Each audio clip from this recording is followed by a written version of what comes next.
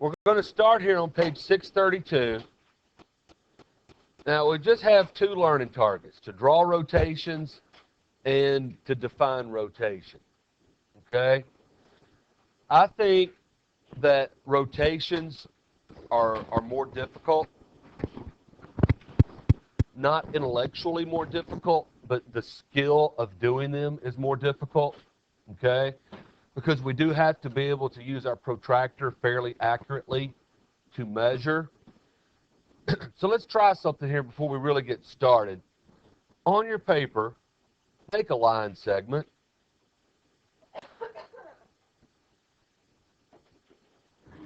And from that line segment, we're gonna practice making angles. Okay? So here's what you do. Everybody has a line segment. And again, everything's with a straight edge. Don't freehand anything. Okay? We have a line segment on our paper. And let's say I want to make a 30-degree angle. All right? Oops, I didn't mean for that to happen. Choose one end to be the vertex of your angle. So I'm going to choose this end right here. Now what I need to do with my protractor, and each protractor is a little different. Some of them have a hole where the vertex of the angle is supposed to go. Some of them, like this one, have just an intersection. Okay, see where my little, I don't know, it's the cursor is on the screen? Right there is where the vertex of the angle needs to go. So if I'm going to choose this end to be the vertex of the angle, look where I put it. Now again, look at the screen for a minute. I don't put it like this, do I?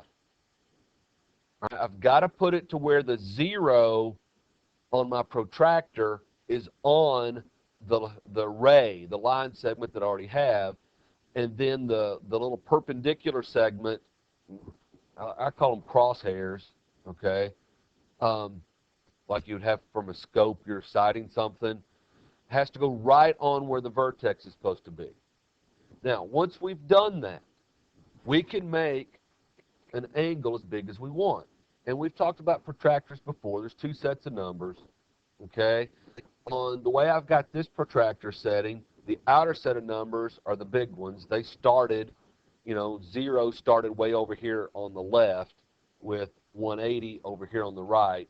But that's okay. Look on the inside, you will see the 10, 20, 30. So I want a 30-degree angle. So I'm not going to go over here to the left, am I? Start at the 0. You can't really see what I'm doing. Start at the 0 right here, 10, 20, 30. There's the 30 degrees. So at the edge of your protractor, just make a little point. And for some reason, I have to be off the protractor a little bit for it to make a point with this software.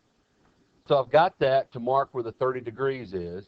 Then I move the protractor out of the way, or use the protractor as my straight edge. Then I start at the vertex, and I go through that point, and I've made a 30-degree angle. Make sense? Because that's what we're going to be doing some of that today. Okay? Now, what if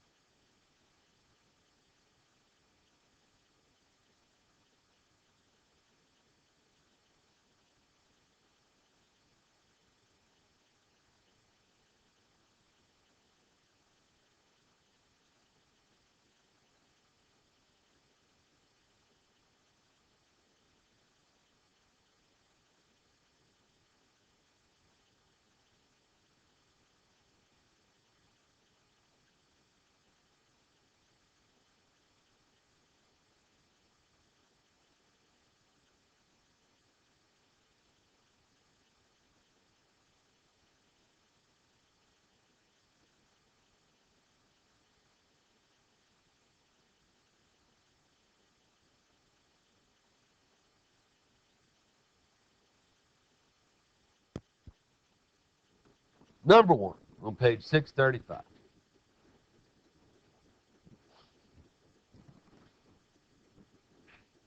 So those of you watching the video, sorry, you just have to read what I just said.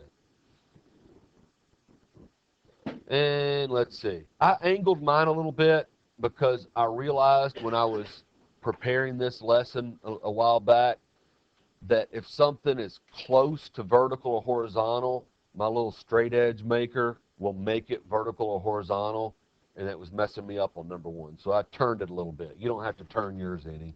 You can if you want. I don't care. But draw a triangle FGH, draw a point K, and then we're going to do a 45-degree rotation. So K is the center of rotation, and we are going to rotate the three vertices. Just like when we did reflections, we reflected the vertices, then connected the vertices. When we did a translation, we translated the vertices, then connected the vertices. When we do a rotation, we're going to rotate the vertices and then connect the vertices. Okay? Now, here's what we do. Let's start with G. All right? Let's take our straight edge and make a dotted segment that connects G to the center of rotation.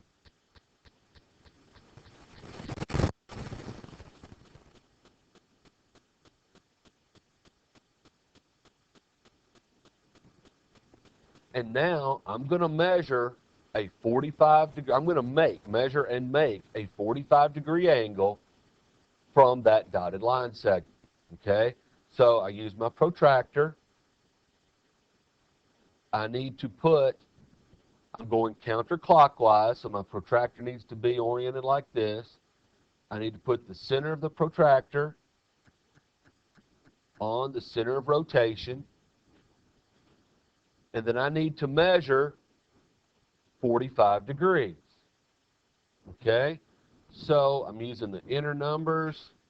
Everybody see where 45 is going to be? And I'm going to go ahead and use my straight edge from here.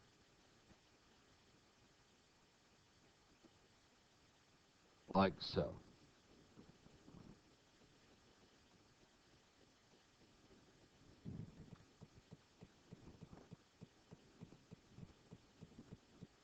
Okay? So we made a 45-degree angle. From G, K, the center of rotation is the vertex. Now we have to figure out where to put G prime. G and G prime are the same distance away from the center of rotation. So we take our compass and we put the point right on the center of rotation.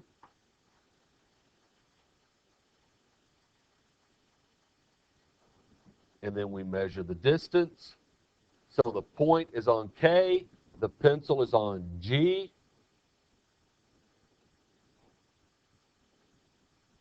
Then we rotate around to the other side of our 45-degree angle. Make a little mark. And that's where G prime goes.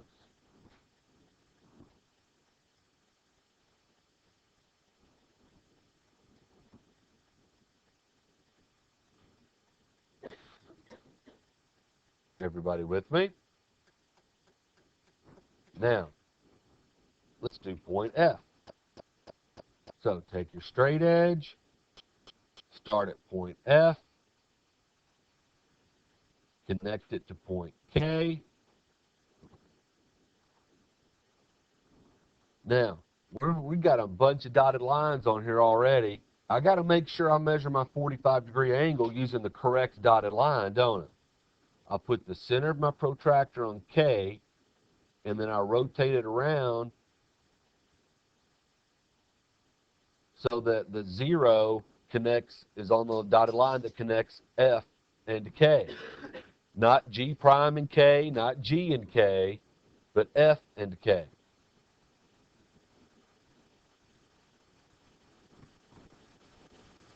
Make a mark at 45 degrees.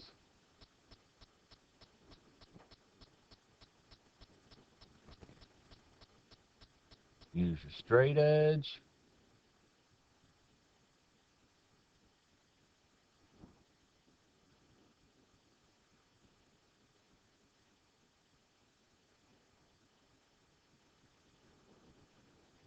F prime goes somewhere on that fourth dotted line.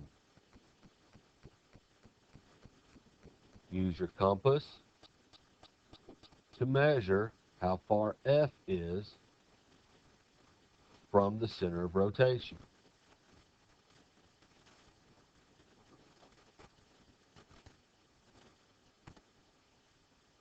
So the point's on the center of rotation, the pencil's on F.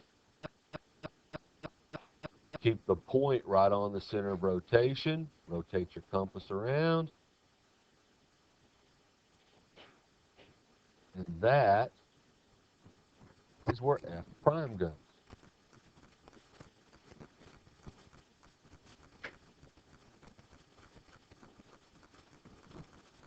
I bet you know what to do next, don't you? Let's make a dotted line from H to K.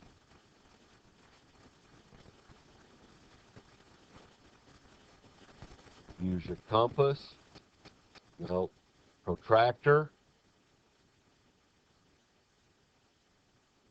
Center the protractor on the center of rotation. Line it up so that the 0 goes through the segment connecting H and K. Make a mark at 45 degrees. Use your straight edge to make the other side of that 45-degree angle.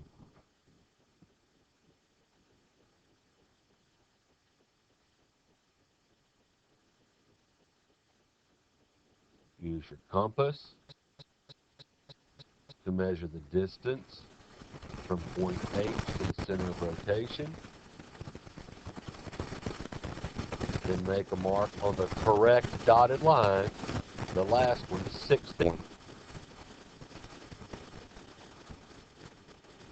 that is where H prime goes.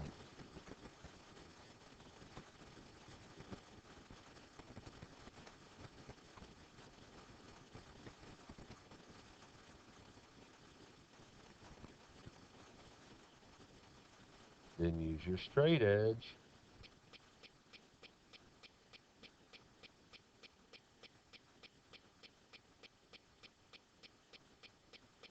to connect the vertices.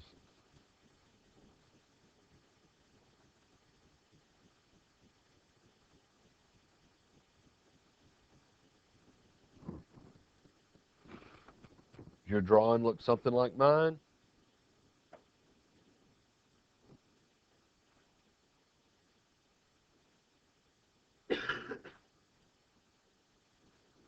All right, now, if we've done it right, F prime, G prime, H prime is congruent to our original figure. So let me move mine around here. Yeah, not bad, right? Pretty close. So, like I said, intellectually, I don't think these rotations are any more hard to understand. They are a little more difficult to actually successfully make it look the way it's supposed to look. There's a lot of dotted lines. Every now and then you'll accidentally be on the wrong dotted line if you're not careful. So, take your time, be careful, see what you can do. All right? Questions on number 1?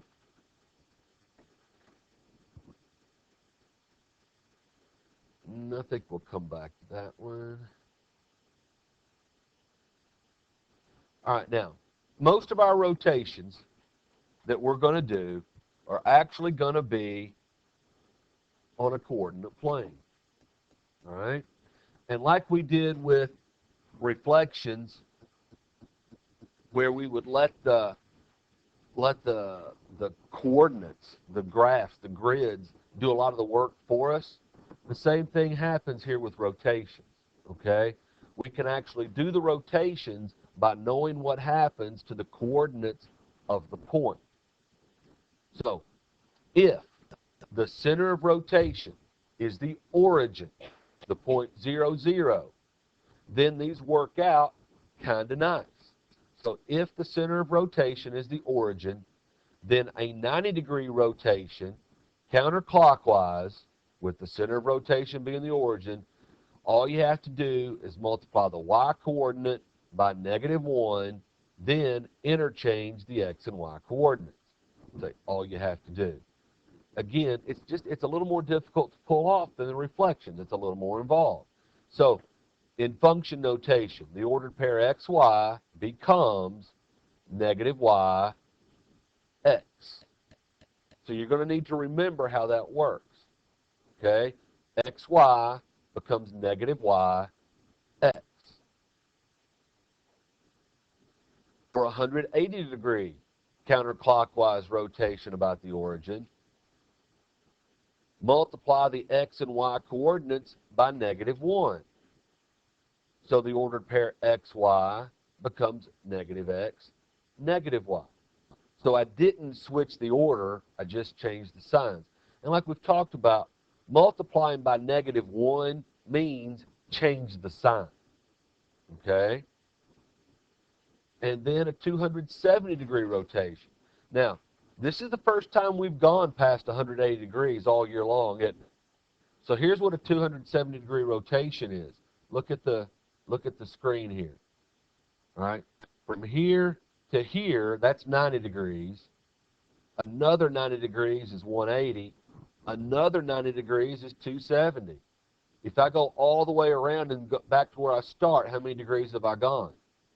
360. Okay? Yep, that's where the term comes from.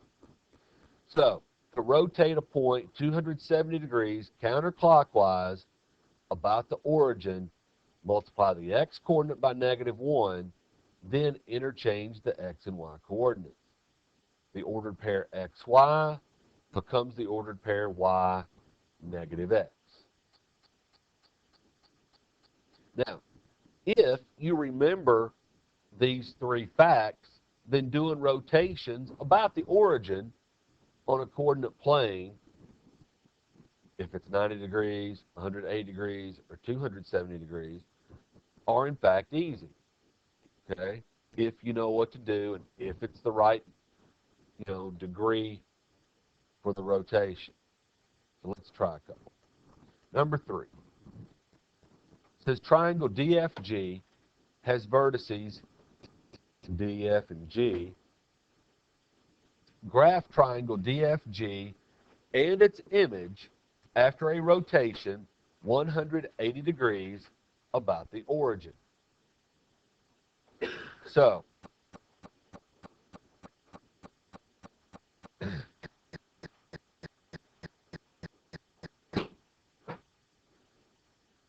get you a coordinate plane.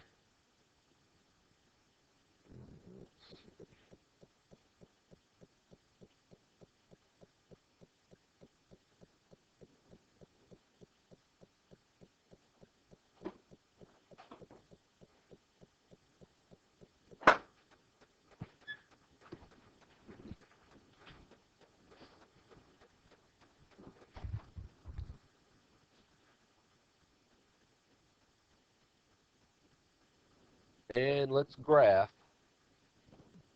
triangle DFG. All right, so -2, 6. D, F is 2, 8. F and G is 2, 3. G,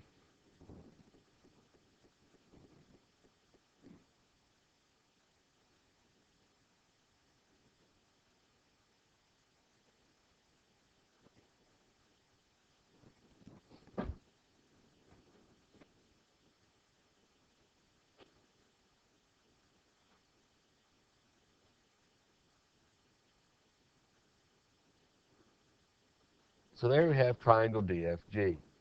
Now, according to our rule, for a 180-degree rotation about the origin, XY becomes negative X, negative Y. So D prime. So in effect, aren't we simply changing the sign of each coordinate? That's what negative means. Change the sign. If it's positive, it becomes negative. If it's negative, it becomes positive. So D prime will be 2, negative 6. F prime will be negative 2, negative 8. And G prime will be negative 2, negative 3. Now it's a matter of graphing these. So 2, negative 6, that's D prime. F is negative 2, negative 8, F prime I mean. And G prime is negative 2, negative 3.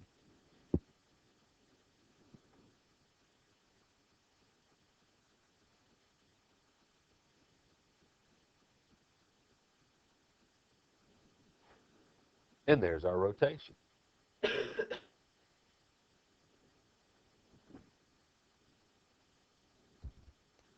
So if all you need to do is manipulate the coordinates, not so bad, right? You have to remember the rule, though. But once you've got that, not so bad.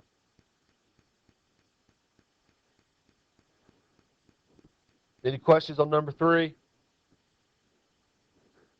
All right, number 4, multiple choice question. For the transformation shown, what is the measure of the angle of rotation of ABCD about the origin? Is it 90, 180, 270, or 360? If it was 360, would you be able to see anything? No, it'd be right back where it started. So I'm pretty sure it's not that. What do you think it is? How come? All right, the quick way is this. If it was 90 degrees, wouldn't this end up in the second quadrant? 180, it ends up 2 quadrants away. 270, it'll end up 3 quadrants away. 360 will be back where it started. Okay? Or just check one of the points. So just check like point C. C has coordinates 8, 6. C prime is negative 8, negative 6. Well, it's that, isn't it? Okay? So it's 180-degree rotation. With me?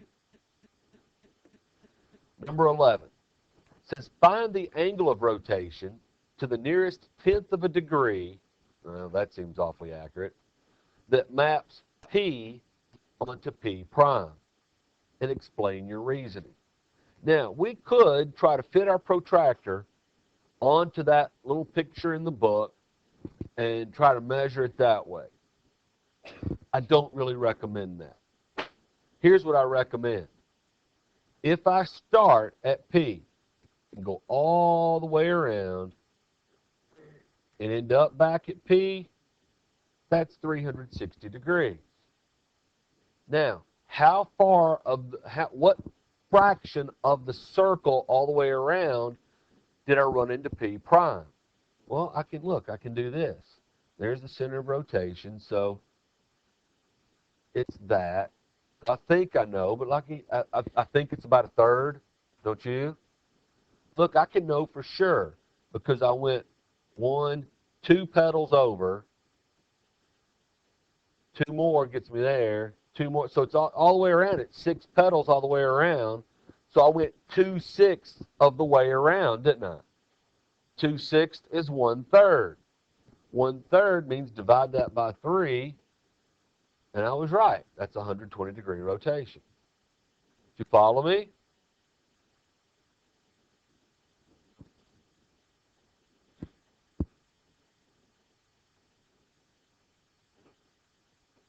Do number 12.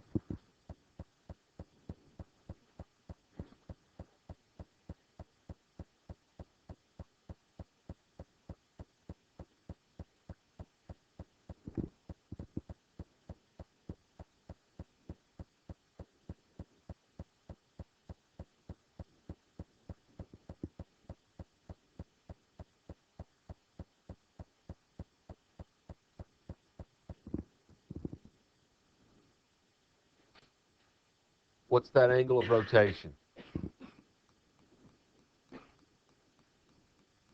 It's 90. All right. There's P prime, so we're going counterclockwise.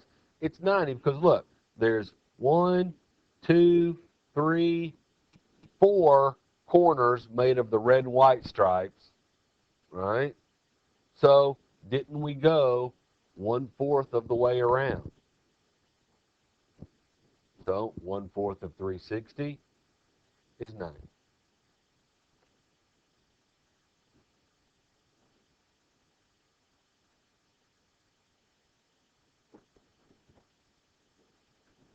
So on page 635, do 1 through 5, 11, 12, 14 through 17, and 39 through 42. On number 2, the center of rotation is inside of your figure.